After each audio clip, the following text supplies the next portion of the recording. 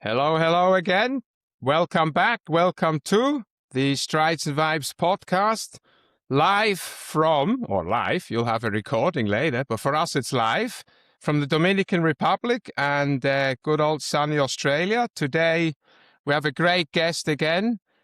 His name is Zach Scannapieco. Like I said, he lives in the Dominican Republic and why have we got Zach on? It's pretty simple. Zach does things that I've never known even existed. So in this whole fitness, wellness, and health space, but I'm not the one talking about Zach. I would like Zach to talk about himself. So as always, the first question after I welcome you, thanks a lot for coming on. Zach, what makes you you? Well, yeah, thanks for having me, Mario. Excited to be here. And to answer that question, I would say someone who's certainly always working on optimizing things. And whatever that is, if we want to go have a meal, I'm thinking about what am I going to eat? What's the best for me at that point in time? And, am I sitting in the right seat and random stuff like that? But as athletes, that can make us very driven to push hard in whatever we're doing or be competitive. And that was me for a very long time and probably still is. But, if we're always trying to over optimize, that can also lead to some discontent, which I found throughout my life as well. And then I started to course correct the other way, and potentially some might think I over optimize in that direction. But that's just, I would say, a bit about, a glimpse of who I am at the start. Very interesting. Thanks a lot. Yeah, look, I think we're in the right space here, right? This is, we have listeners that do ultra endurance events who are always looking at optimizing. We're all a bit out there, which is correct. We have to be. It's independent of where we're at in our life, and I find that very interesting. That this is the first thing, the optimizing of things. I always try as well, and it drives everybody mad around me, of course, but that's okay. People get So I mean, I see you on social media. I'll just quickly tell the audience how I got to know you. I mean, I don't know you, of course, but I will after today a lot better. I found you on LinkedIn, of all places, actually, together with my wife. You were doing Tai Chi, and it was a 7-minute Tai Chi session, and I'm like, oh, that's doable. And that again sparks for me, when I speak to a lot of people who want to kind of get fitter and healthier and better in whatever they're doing. I don't have time is always the right. And what amazes me with what you're doing and what you're showing and the videos you're putting out, there's no more excuses. It's like that can be done. You can do that before bed, just when you get up, after lunch, before lunch, after dinner, in the middle of the afternoon, we go for a walk. What you put out is very, very practical, and I want to thank you for that. And I have to be honest, you're the one who got my wife doing it as well, which is amazing. I've been a personal trainer and a running coach and a fitness freak for a few years now. Yeah, and it's always difficult to get your spouse to do what you think is right, because that's just okay. So thank you for that. So we see you on social media. How do you go about your normal life? So who is Zach beyond this social media? Well, just to give us a little bit about your story. How did you get into this kind of living and this style of life?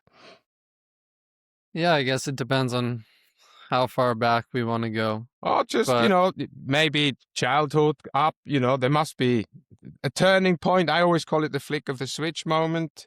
Yeah, maybe go back to that.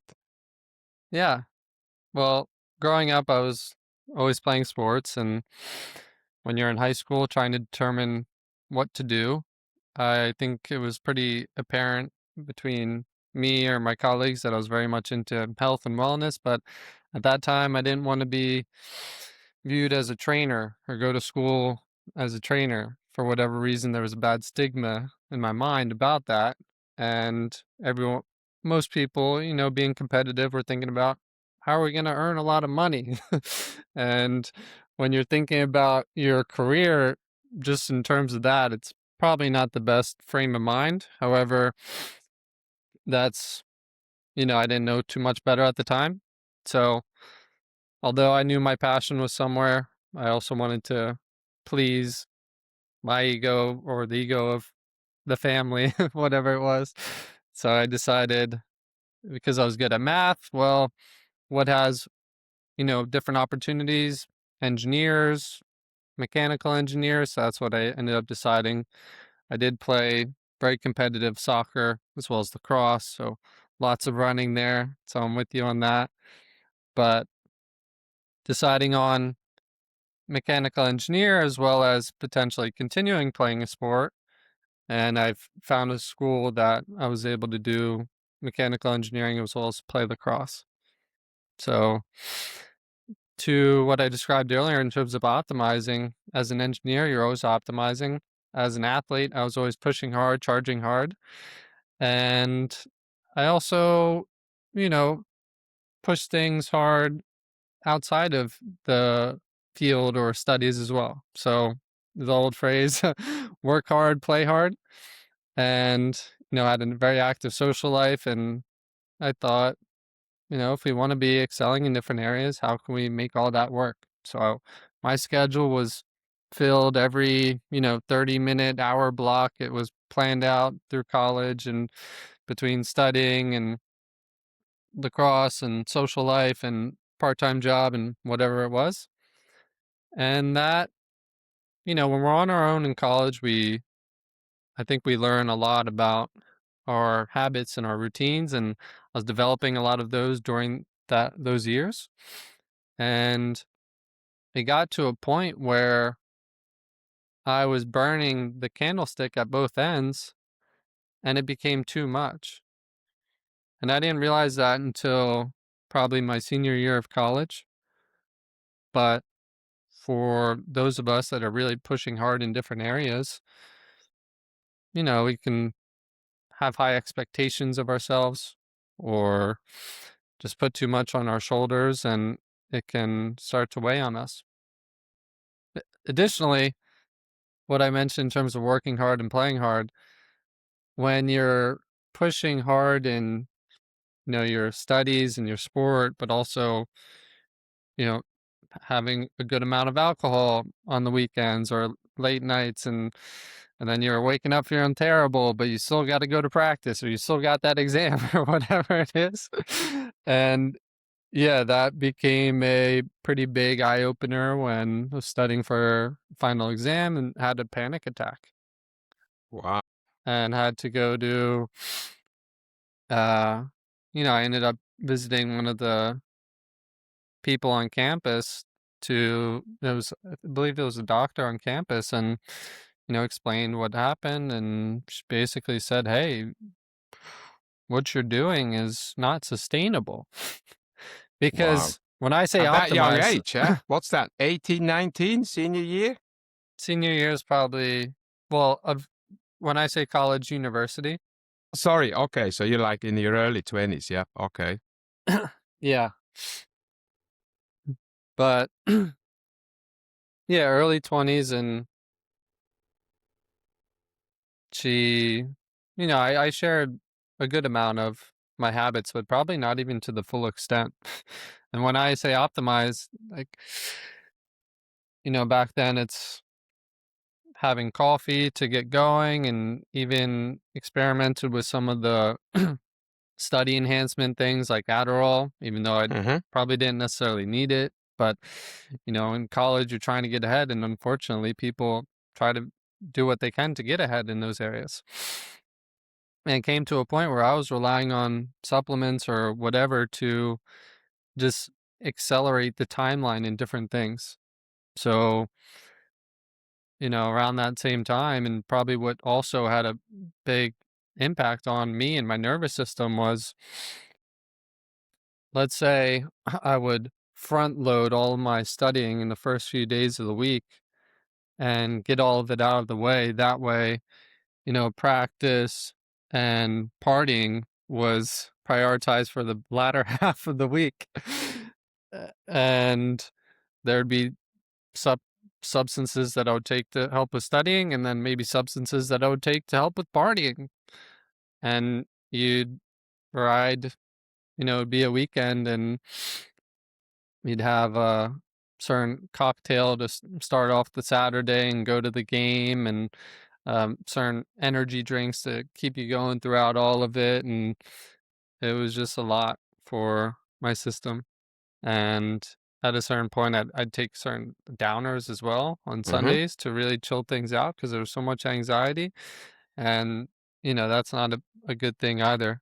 So I think that's a very relevant thing to my story because people see this chilled out guy doing Qigong, Tai Chi, meditation, breathwork. But in the past, I was still optimizing, just with not the right methods or not the most sustainable methods. And I did end up having some eye opening experiences that introduced me to better methods, whether it was, a professor that had us get started on a little project of experimenting with meditation. And in those Oh, moments, I nice. realized how off my current state was because of just, you know, habits or whatever it was. Um, It's and interesting, even, I have a weight loss journey behind me. So similar to what you're doing and hard, like really hard. I just want to briefly say this. I'm a mechanical engineer as well by trade. I as, was a service engineer traveling the world, installing machinery. So you're doing two things, maybe mhm, three if you get time to sleep, right? So you work hard, play mhm, hard, you're in a country, you're in your 20s anyway. And, people know my story. But you only know how bad you are or in what bad shape you are once you start finding that, oh, wow, that's how good feels, right? And, or you look at pictures of yourself and you think, hold on, because the scale says one thing, that's like a huge number, fine.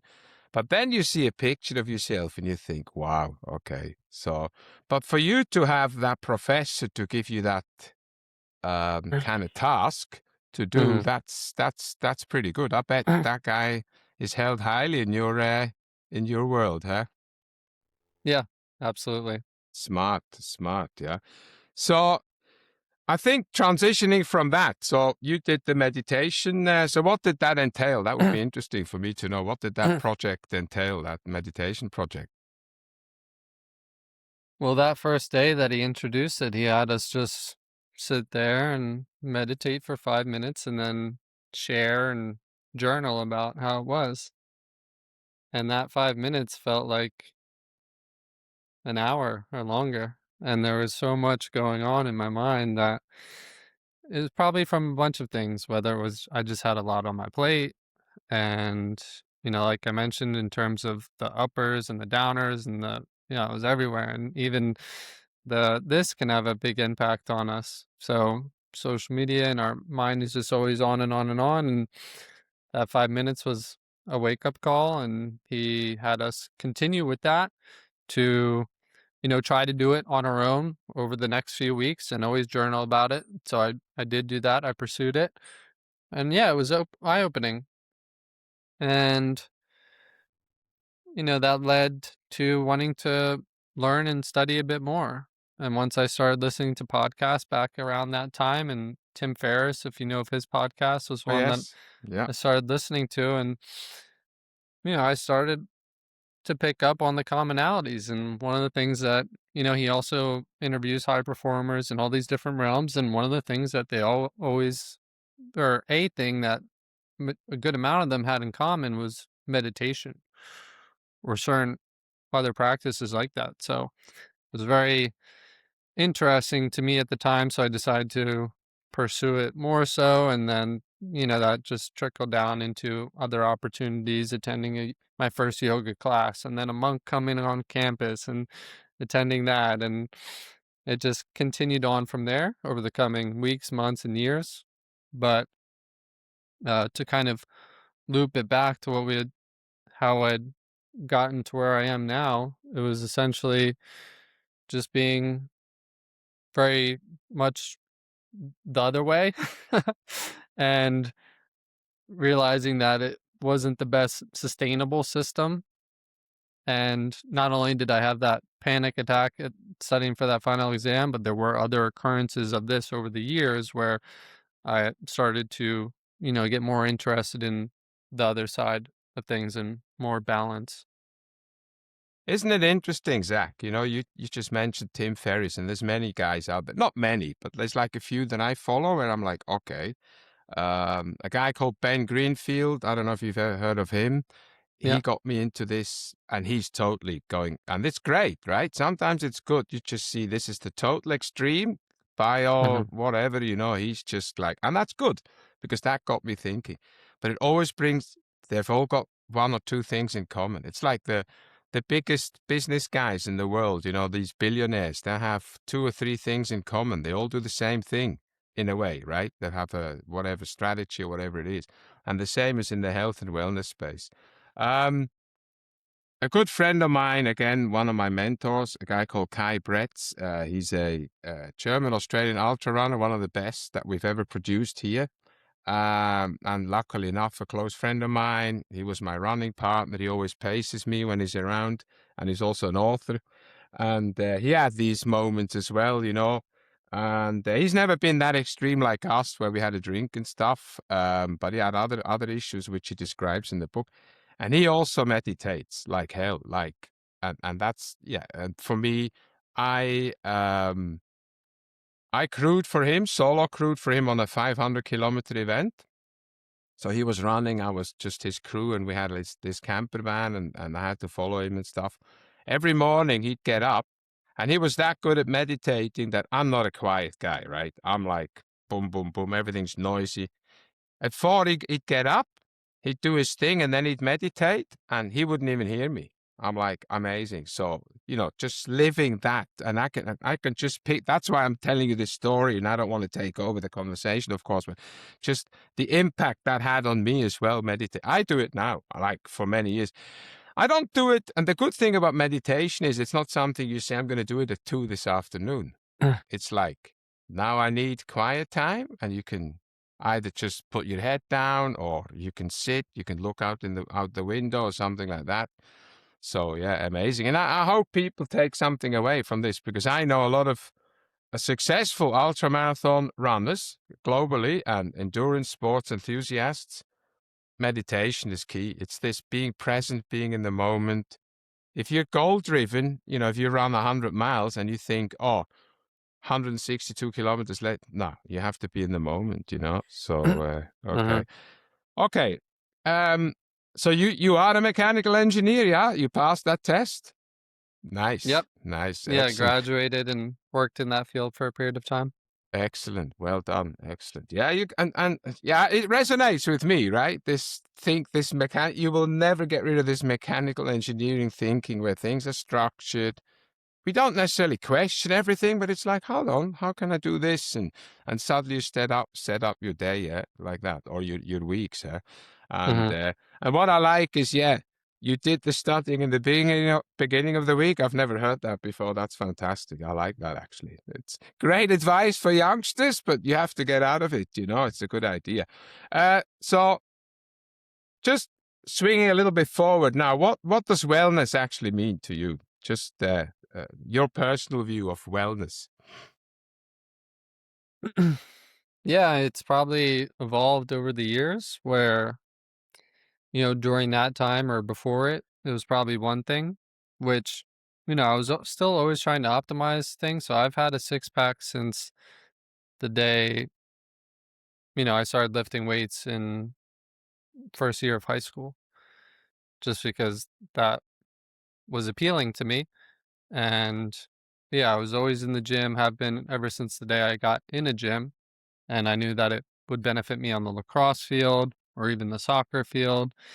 In soccer, I was just a guy who could run and just always run, and also, you know, bump bodies with people if we needed that. But back then wellness was looking good physically, but it certainly evolved a lot since then. And, through the help of listening or studying people like Ben Greenfield or Tim Ferriss. But with all of what I described previously, like my nervous system and my mental and emotional state hit some very low points. And, as an engineer or someone always looking to optimize, you always, you want things to be a certain way. And if it doesn't go that way, then at least for myself, I'd be a bit crippled mentally, emotionally. So I always describe this certain point in my life where from the outside, you would have looked at me and be like, that dude's ripped and really healthy. But all those things were happening behind the scenes, like I described. I was relying on substances or alcohol or whatever it was. Now, from, how I've evolved, wellness in my eyes is feeling good daily, uh, physically, mentally, emotionally, having the energy and focus that you would like to have, as well as being calm and relaxed and present. And I didn't have that back then, but through lots of, I guess, optimizing, I definitely have changed things and do feel that I have that now. Amazing. It's every day I learn something as well. Today is huge, of course, with you on the call. This optimizing. Are you the other thing? Just a question for me because I had to learn to let go. Right. I had to learn to. Okay. I had to learn two things in the last few years: let go of things, right? Because you can't change them, and ask for help, right? People who knew better than me instead of me trying. Because as an engineer, you're on your own somewhere in a country. You're the one on that machine. You're the only one who can help this customer now. So that over 20 years, it's hard to get away from that because you can't ask anybody. The guys who know are in Switzerland because I work for Swiss companies and they're asleep because I'm in a different time zone. So, Yeah. and the customer needs to produce whatever he wants to produce. So getting away from that. So I hear a little bit of that in you as well, but can you let go and say, okay, 80% is good enough?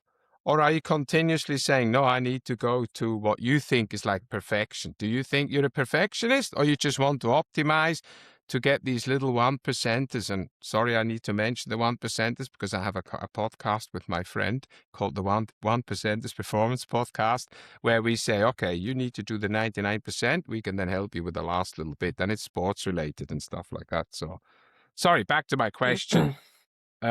Optimizing to be perfect or optimizing just to improve incrementally every day? Well, yeah, I would say more in line with the latter in terms of improving day by day. I look, if we want to make room for something, right, to Mm-hmm. get better and improve, we need to let go of other things sometimes to just get to move forward, to make that forward step. That was my question. Sorry. I should only ask one question at a time. I do apologize. It's all good. I'll let go of that. Oh, nice. I love No. it. Awesome. Um, but no, I mean, in terms of what you're describing, that's something that, now is what I help people with. Or I don't think we're ever gonna fully, be complete masters of that in our own regard because things are always gonna come up, but we can certainly get better at it. And, back to optimizing, it's like, what are we optimizing for? So previously, if I thought success or health was one thing, and it turned out that it wasn't necessarily because mentally, emotionally, it wasn't as nice or as happy or as calm or as content, then, I wanted to learn and optimize or improve that aspect. So I went really deep in studying and learning a lot about the mind, the emotions, the physical tension in the body. And that's, what led me to study things deeper. And as someone who's always looking to learn, from the day I graduated university, I've been reading a book every single week on, self development or improving in different areas. And, it's a lot of books over the years. uh, and yeah, a lot of them are within the mind, emotions, spirituality, even. But, uh, I ended up, that's what led to pursuing these things of Qigong, which Tai Chi stems off of Qigong, and then meditation, breathwork, yoga, Taoist inner alchemy, and a lot of this stuff.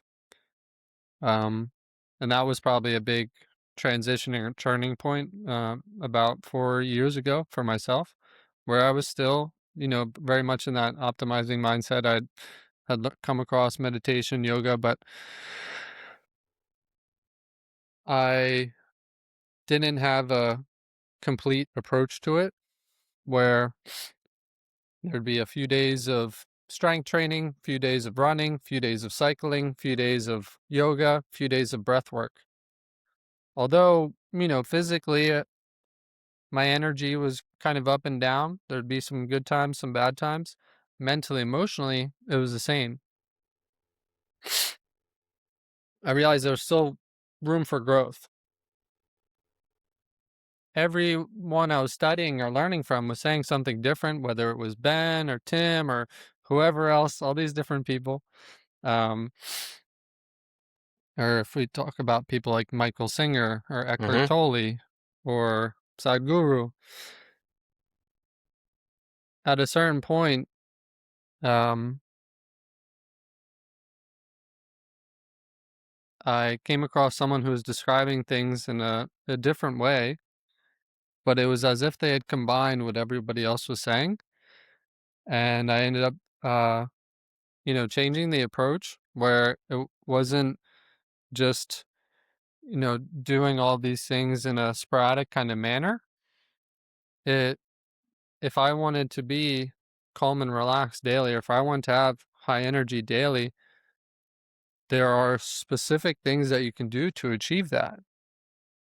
And when I started implementing that daily in pursuit of this certain thing, after,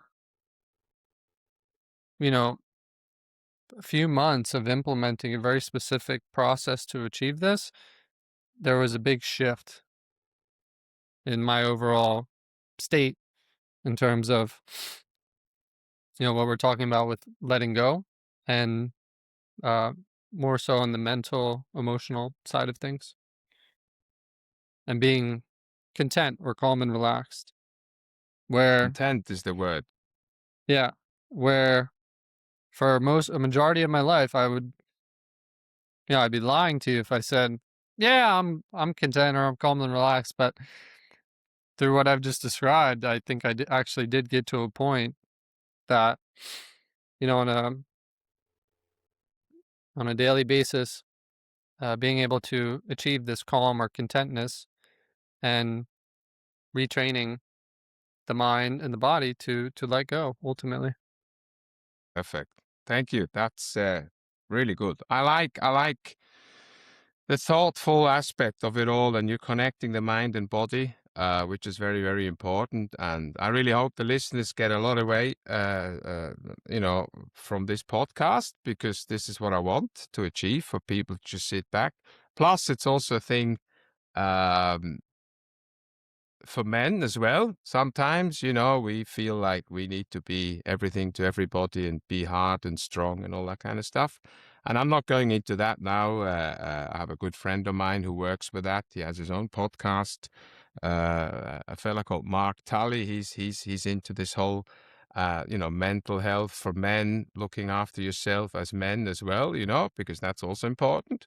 And I'm not doing any gender differentiation. My last podcast was with two power women who do that as well, who have to be strong because they've got kids and they run long and they have to train and have full-time jobs and stuff like that. So it's got nothing to do with gender, but we sometimes forget a little bit that us blokes, we kind of just, and you mentioned it earlier, on the outside, all hunky-dory, as they say, but then on the inside, there's all sorts going on. So it's just this mind-body connection. I just want to touch on Tai Chi briefly before hopefully at the end of the podcast, we get a couple of little things that people can take away. And of course, I will share all your information at the end of the podcast, in writing so people can get in touch with you if you have any questions, hopefully. I know you've got a website as well, so if people want to learn more and follow you, of course, which is the idea.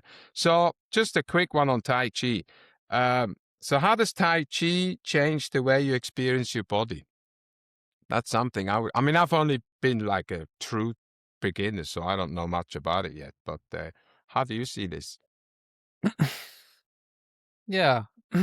And just for some context, I think I do share information on a lot of stuff. Um, I am certified in certain practices of, say, Qigong and breathwork and meditation and some strength and some yoga stretches. And yeah, some Tai Chi movements. What maybe gets the most attention could be the Tai Chi movements or the videos on Tai Chi, but I try to make it equivalent in terms of the information that I share about both. So I don't want to come off as just a Tai Chi guy or a Tai Chi expert because it's just one of the tools that I make use of. And I wouldn't, it is a very effective tool, but um, I'd be remiss to, not mention the others or Absolutely. gloss over the other ones. No, of course. No. I just don't want to. If we go into every single one, we'll be Yeah, here yeah. for 4 hours. So I had to Right. pick one. So I do Yeah. apologize. Definitely no intention of pigeonholing what you do. No, Yeah. no. Yeah, absolutely. No worries. That being said, they're all, beneficial in different areas. And yeah, I think it's important to think about what's our goal? What are we trying to achieve with anything? So, there's many different styles of training physically, mentally, emotionally, whatever it is, but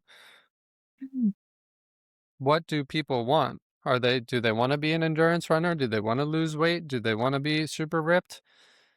But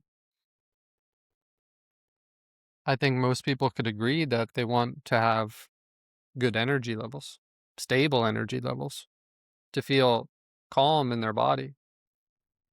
And that being said, there's certain things that we can do to be able to achieve that. And practices like Tai Chi or Qigong are certainly what can help to achieve that. The mind body connection and allowing energy to flow through the body in a manner that, doesn't drain us, but actually gives us energy, as well as releases tension from certain areas. Because I don't think enough people realize how much physical tension plays a role in their life or how they feel mentally, emotionally. If we are not feeling well mentally, emotionally, we're likely tensing up somewhere in our body. But if we can acknowledge that and relax in those moments, then yeah, things can be improved, not just physically, but mentally, emotionally. And if we were to call out many different examples, that time when you were, angry or upset about something, there was somewhere in our body that we were tensing up. And when we do that, it traps that emotional charge and we continue feeling that way. But if you were to, get a massage or get out of a hot tub or a hot shower, your body's very loose and relaxed. We're not that tense, or we're normally feeling a bit better mentally, emotionally. And when we understand that or realize that, then it's like, wow, I should be, really conscious of the tension, physical tension in my body and how often I am releasing it or getting rid of it. Same thing. So that's on the tension side. But Hmm. additionally, on the energy side, when are we not feeling good?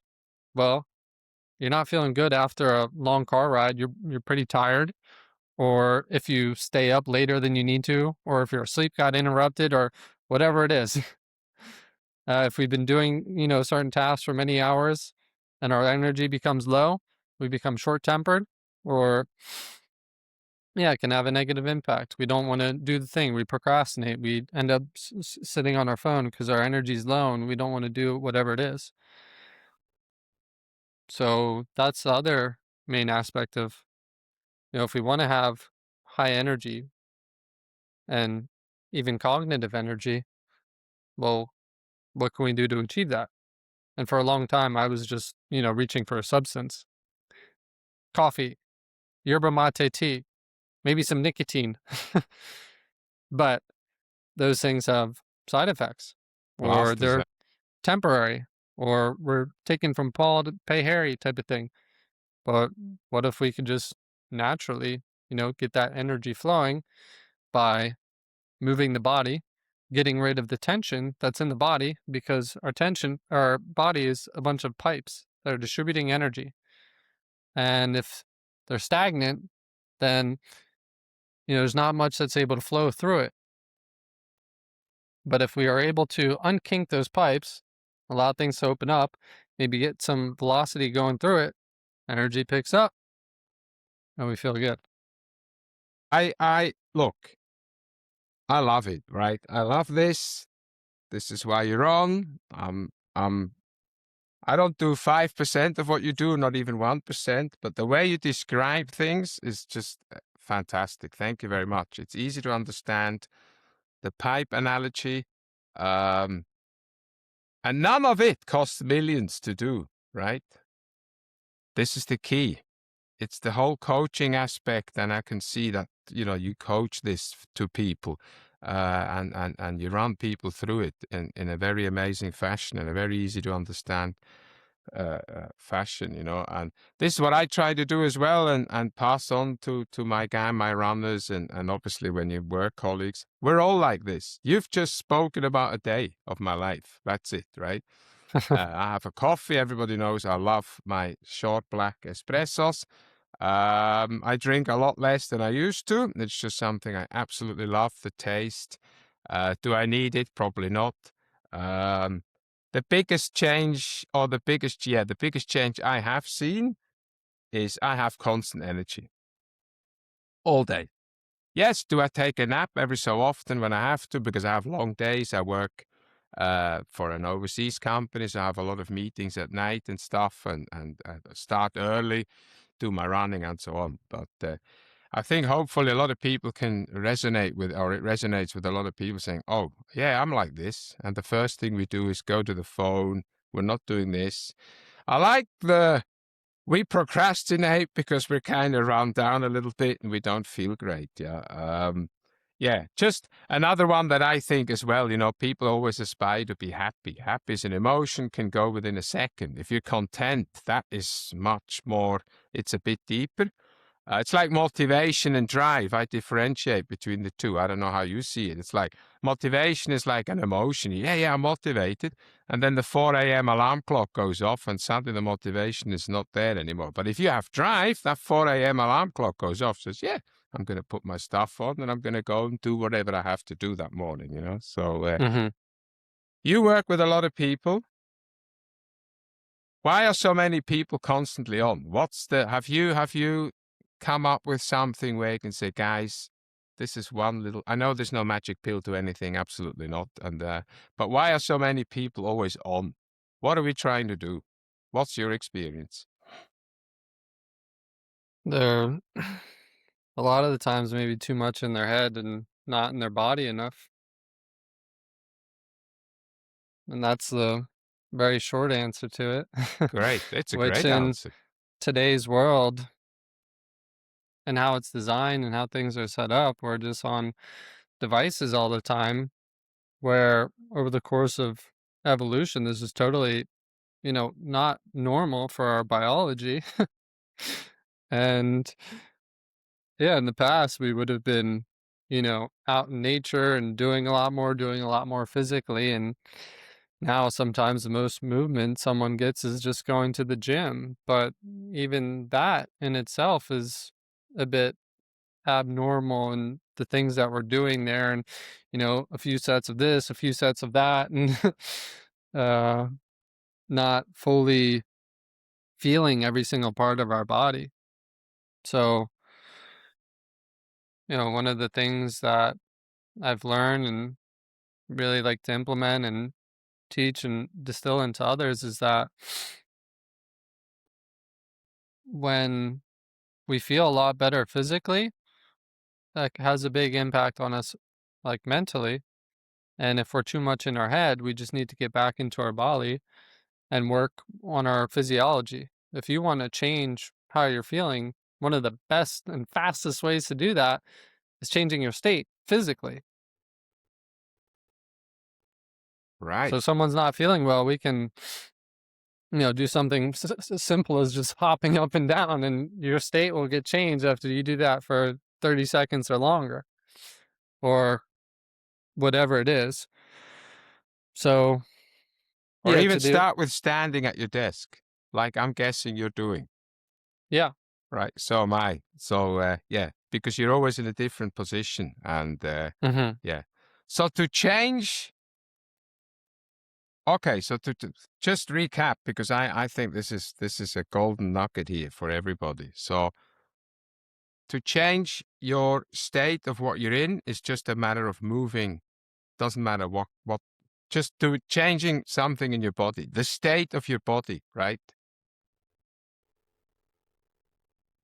If I Yes. understood that correctly, I'm just asking what probably a lot of people are thinking now, saying, okay, how did he mean that? Yeah. Yeah, essentially in the most basic terms. Mm-hmm. And, we could go down a few different avenues of this. But if someone was not feeling well mentally, emotionally, we could, like, one of the best and fastest ways to change that is to, work with their physiology, do something physically, whether that's some movement or some stretching or some breathing. You do all three, you're going to feel a lot better quicker. And it all comes down to the amount of energy that's flowing and the amount of tension that's there. Low energy, high tension, no good. Or as we say, or, in some of these Latin American countries I'm in, no bueno. No bueno, But eh? No if bueno. uh if energy is high and our body is loose and calm and relaxed, then we're content. And Love it. I've experienced this to both extremes. I can assure you, I'm in a much better spot mentally when I really doubled down on this and fully optimized it to go for how can I make sure I have very good and high consistent energy and a very loose and relaxed body. So, what I said earlier, I mean, Tai Chi Qigong are great at releasing tension uh, and increasing energy, but so are things like, some exercising or some breath work or stretching, which, I think people just need potentially a reframing on some of those things in terms of stretching or whatever it is. Or, people do yoga, but are they skipping out on the meditation aspect or the pranayama, the breathing aspect? Mm-hmm. Yeah, it's all a combination of everything. Yeah, it just always brings me back to this whole magic pill situation. I mentioned it earlier on. People come to me as well. Oh, what's one workout that'll make me a better runner? I says, probably the 5, 6 mornings you get up and get it done, right? That's your magic pill. And if you're not prepared to do that, then the other thing as well is people also have to be coachable in a way or willing to change. If you don't have that willing, so there's that tension already, that barrier that people don't want to change. Um, just a couple of things before we round it out with some quick fire, perhaps fun questions. My personal question to you, what technology do you use? I saw that ring. Is that an aura ring? Because I have the old whoopie doopie here. That tells me how terrible I am in the morning with my HRV and all this. So you've got an aura ring. What else? What else do you follow? Just out of interest. The Apple Watch. Yeah. Yeah. In terms of health, yeah, I would say just the Apple Watch and the Oura Ring. Let me think if there's anything else. For like data and things or like Yeah, if you're, I equipment. don't know, are you interested in this data? Do you want like, I always double check. I mean, I know how I feel, but then something else tells me different. I'm a Mm-hmm. big believer in running to heart rate. I'm a huge fan of Phil Maffetone and his math method. So easy has to be easy, hard has to be hard. So you've got that 80-20 thing. I've just finished reading the book, The Norwegian Method, because people are now realizing that they've been doing it quite right since 30, 40, 50 years in terms of cross-country skiing, this whole, how can you add volume to your training without breaking? So they've found that formula, so stuff like that. But like with you, you follow certain people over many years, they've had success with what they're doing, so it can't be wrong, right? Not that I Mm-hmm. copy everything. I have my own, because Mm-hmm. I'm also certified in many things. You kind of mix that in. Mm-hmm. But there is certain tools nowadays that we have available, and why shouldn't we use it? We are going to be older than everybody else. Maybe not the next generation. They're going to be Mm-hmm. struggling, but we are still in a good way where we can still, yeah. So I say, why not? I mean, I run with my watch. I want to know, how it's going, but it's not freaking me out if things aren't great. So Mm-hmm. yeah, and the same goes with the Whoop. I check it in the morning. I want to see how much I've slept, just to give people an idea what's out there, without advertising. I'm not sponsored in any way for anything. But yeah. Uh, so Aura Ring, Apple Watch, yeah. So simple things, right? Plus you need to check in. So what do you do in the morning? Just my very last question on that. What do you do in the morning when you get up? Is there a certain specific thing you want to know, or do you just get up and say, yeah, I feel loosey goosey. Let me get on with it with the day. Yeah. But yeah, to answer some of that, in terms of the tech or data, it's mainly the Apple Watch and the Oura Ring. But in terms of extremes, I used to be very much in, more materials and more supplements and more technology, the better. And then I ended up going completely the opposite direction through, um, studying these different things and becoming a nomad and, living out of a suitcase and not being able to carry so many supplements and technology with me to where I had to kind of strip it down to the essentials. And through that process of, just needing to travel and couldn't take so much with me, and what do I essentially need? That's kind of how it happened originally. And then when I went back to using those things, I'm like, oh, they don't really make that much of a difference for me. So it kind of it was more things previously, it got dwindled down. And although I would consider myself a biohacker, and I think it's very interesting what all this tech and things that biohackers use.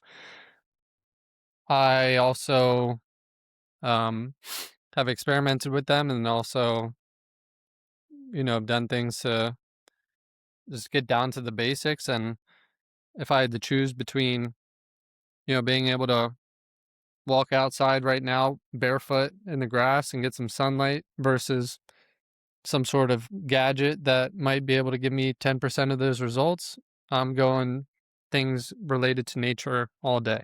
And I've, tracked the stuff, the basic stuff with the Aura Ring in terms of resting heart rate, HRV, and um, everything else, and sleep.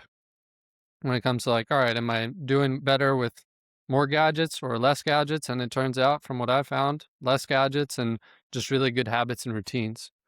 So, all that being said, my morning, I'm very big on subconscious work, programming. So when I wake up, I play an audio that is kind of priming my subconscious for the day as I'm in that, those certain brainwave states where our subconscious is more accessible. So I'm playing that audio while I'm still lying there, barely waking up. And once that's over, then I get up and I start my day and I go right into this routine um, that I teach and I'm certified in, which it includes the 5 methods that I've already mentioned. It includes some qigong and some tai chi movements, and then some calisthenic movements, and then some yoga stretches and breath work and meditation.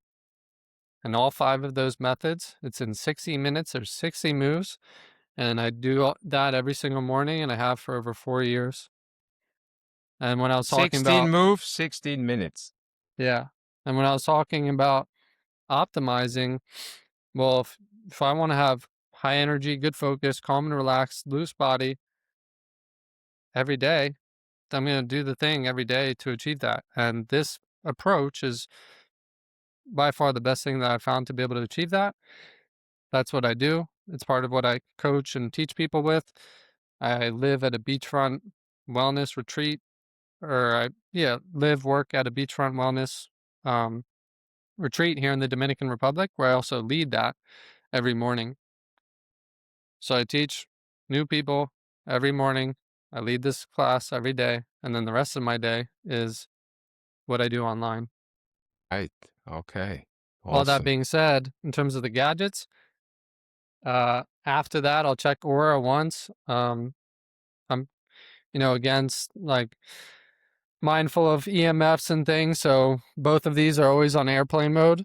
And Okay. I just check the Aura data once a day every morning just to see how the sleep was the night before. I normally have a good idea just by how I feel, but it's nice to be able to see, like, oh, did I make that one change yesterday evening and how did that impact things? And yeah, I'll check it once and then it goes right back into airplane mode. But it's another thing that I like to share information about. And, in terms of what I'm describing, like when we have the data to back it up, if I tell you, my energy is high and I'm calm and relaxed, I have a resting heart rate of 39 and an HRV of 110.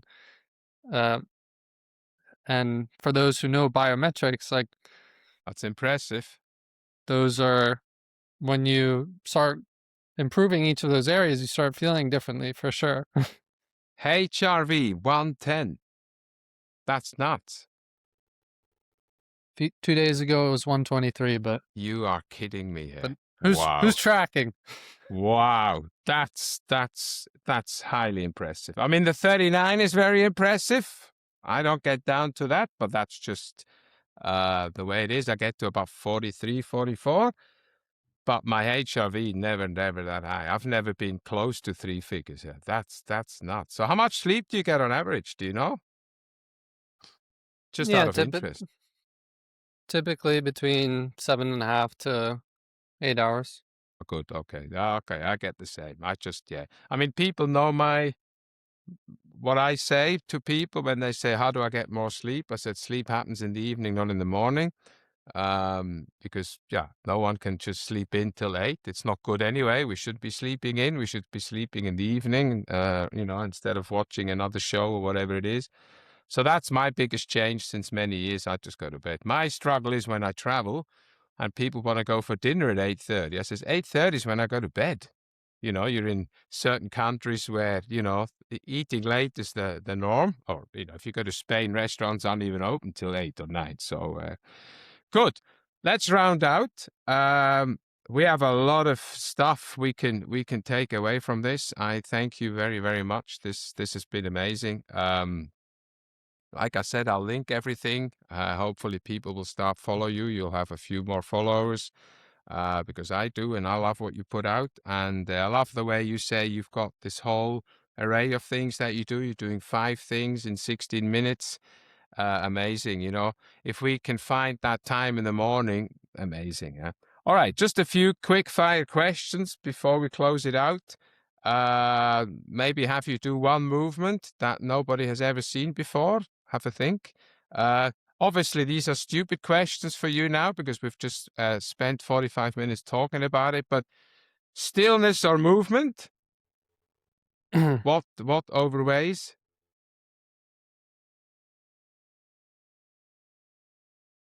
If you had to choose one now, what would you do?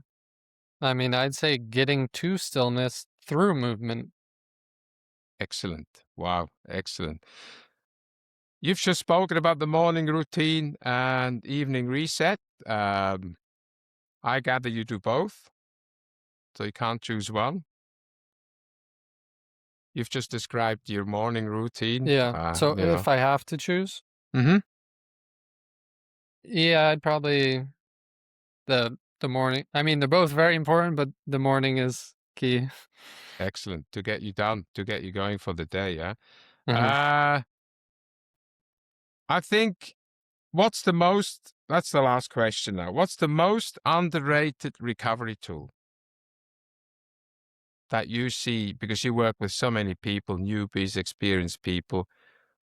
What do people don't even realize is in front of their face in terms of a recovery tool, whatever that can be? I know you show a lot of things. I'm just interested now, personally, which one you will choose.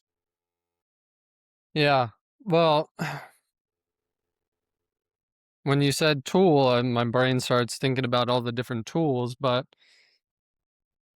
when you say most underrated, I mean, it makes me think like we have everything that we need. And, the body or movement would probably be the most underrated tool that people aren't necessarily making as good of use as they could. But if I had to even be even more strict about it, I would say the breath. Because some people, can't do whatever movements or running or stretching or working out or whatever, but we can all breathe. And if we had a really good grasp or knowledge or understanding or making use of our breath to whether it's improve our energy or focus or calmness, whatever it is, which it can do each of those absolutely, then, people will be lining up out the door to buy that. Except Exactly. we're buying every different kind of gadget or whatever. So I'm sure if you have other people that are here to explain gadgets, I'm here to tell everyone, hey, you just need, uh, better implementation of the basics. And yeah, the breath I think, is extremely underrated, and it's made a profound impact on my overall state and performance or ability to optimize my life, and whether that's, heading forward in a certain direction or just what we talked about in terms of contentness and happiness, and the breath is very powerful to be able to help with that. Perfect. Yeah, see, people see tools.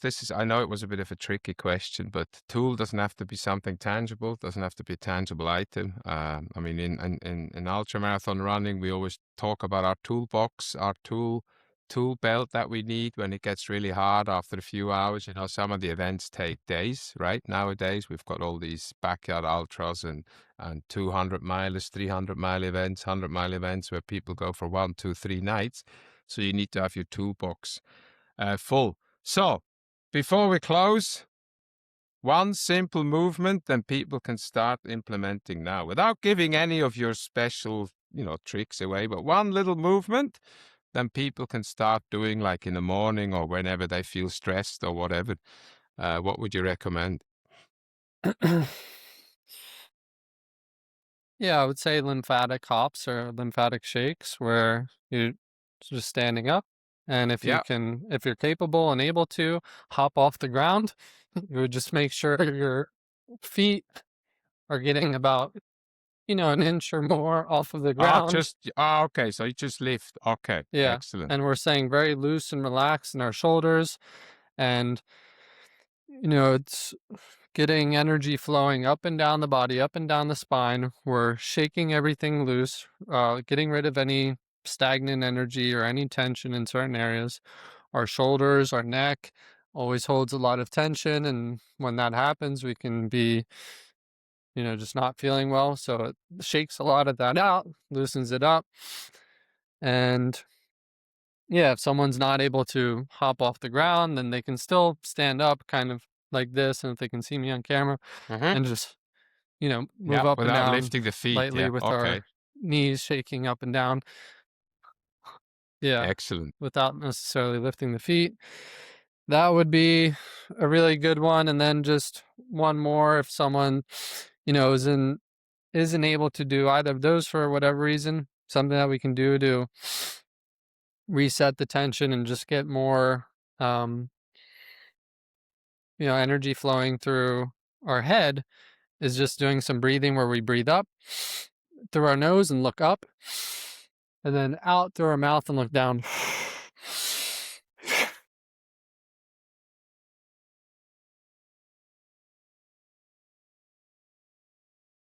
We would do that for about 10 times. And even just those two right there can be a quick reset at any point in time. You have a few minutes before your next call or whatever it is, you do, 30 to 60 seconds of those hops and then this up and down breathing, and, your state is changed. Thank you so very much. I hope people are out there jumping up and down already, uh, and breathing the right way. I've thoroughly enjoyed this. Thank you so much, Zach. Um, let's hope we bump into each other somewhere and I can get a proper session done there. Thanks a lot. Signing out, people. Yeah, Thanks it's a been lot. great Thank you, connecting, Zach. Mario. Thank you very much.